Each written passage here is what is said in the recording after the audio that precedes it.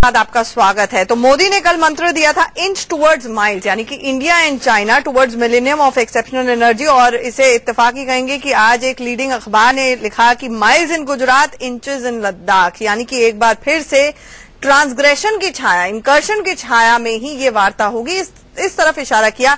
लेकिन आरएसएन सिंह साहब ने बड़ा खुलासा किया है। आरएसएन सिंह साहब का कहना है कि तमाम जो फोटोग्राफ्स हैं ये फेक हैं।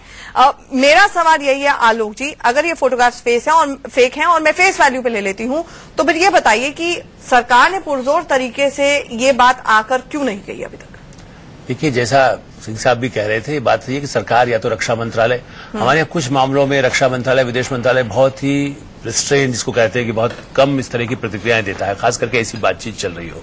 लेकिन आपने देखा, उन विदेश मंत्रालय के प्रवक्ता ने ये कहा कि पूरे सीमा इस पर बातचीत हो रही है, विवाद पर, और आगे इस मुद्दे को भी उठाया जाएगा कि बीच में लोग इधर से उधर आते हैं, घुसपैठ जिसको हम लोग कहते हैं, वो घुसपैठ पर हम चर्चा जरूर करेंगे।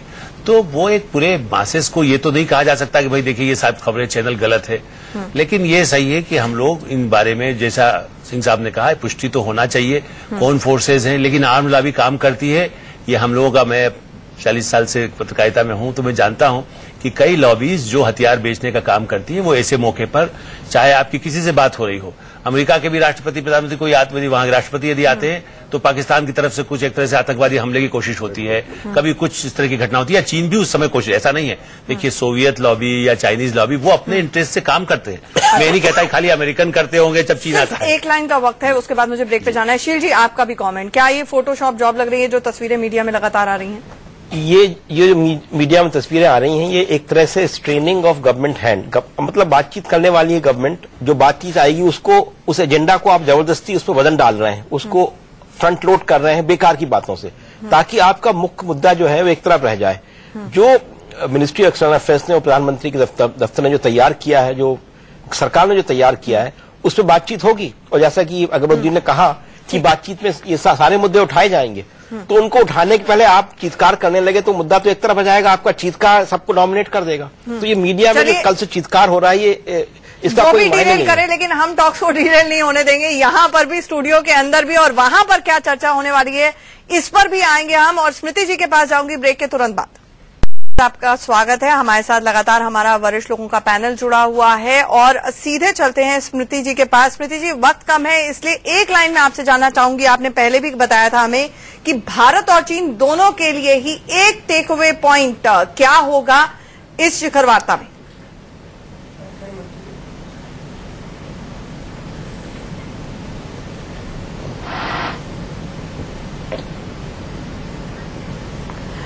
चलिए, उनके साथ बाद में जुड़ेंगे हम। एक एक पॉइंट आपसे, आलोक जी, एक टेक अवे पॉइंट।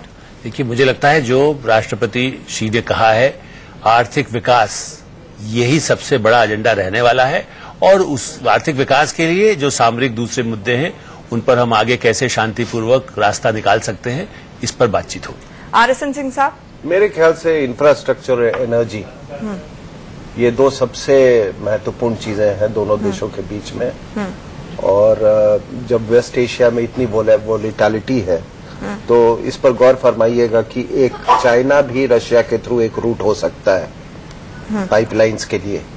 ठीक है। और शील जी, मेरी नजर में तो ये आर्थिक जो एजेंडा है वही सबसे ज्यादा जरूरी है, और चीन के साथ लेकिन ये विजिट जो है अभूतपूर्व है, इसलिए एक दूरगामी, एक सामरिक स्तर पर भी समझदारी, एक दूसरे परस्पर अंडरस्टैंडिंग बढ़ेगी, ऐसा मुझे लगता है। हम सीधे चलते राकेश के पास। राकेश, बहुत दिलचस्प ये है कि तीनों ने आर्थिक विकास पर, इंफ्रास्ट्रक्चर पर ज्यादा जोर दिया है, बॉर्डर डिस्प्यूट को लेकर किसी ने कुछ नहीं कहा। तो क्या हम लोगों के लिए, जो आम जनता है जिसको एक तरह से खौफ है चीन का, चाहे कुछ कह लिया जाए, उनके लिए वन चाइना वन इंडिया की अगर एक बहुत पहल कर दी जाती है कि एक पॉलिसी के आधार पर कम से कम इस पर मान लिया जाए, दोनों मुल्कों में सहमति, सबसे बड़ा टेक अवे पॉइंट होगा? देखिए, जहां तक बात है आंचल, आर्थिक मुद्दा जरूर रहेगा, लेकिन नरेंद्र मोदी, आपको याद दिलाना चाहूंगा कि जब चुनाव प्रचार के दौरान उन्होंने चीन को लेकर जिस तरह से बातें कही थी, तो सीमा पर जिस तरह से घुसपैठ की लगातार घटनाएं हो रही हैं, उसको लेकर एक महत्वपूर्ण मुद्दा रहेगा खासकर मोदी सरकार द्वारा, तो एक अहम मुद्दा रहने वाला है और इसको लेकर विशेष प्रतिनिधि की नियुक्ति की जा सकती है। इसका ऐलान आज जो है दोनों नेताओं के जब बीच बैठक होगी तो ऐलान हो सकता है। विशेष प्रतिनिधि की नियुक्ति हो सकती है, ये ऐलान बहुत अहम होगा और शायद जो MEA की तरफ से बयान आया है कि बॉर्डर डिस्प्यूट को लेकर, रीसेंट डेवलपमेंट्स को लेकर चर्चा जरूर होगी। इस पर हमारी नजर बनी रहेगी। आप सब लोग हमारे साथ जुड़े, फिलहाल के लिए शुक्रिया, लेकिन हम आधे घंटे के लिए अपनी एक विशेष पेशकश के लिए रुकेंगे, तुरंत लौटेंगे चर्चा पर। उसके बाद एक छोटा सा ब्रेक, तुरंत लौटेंगे।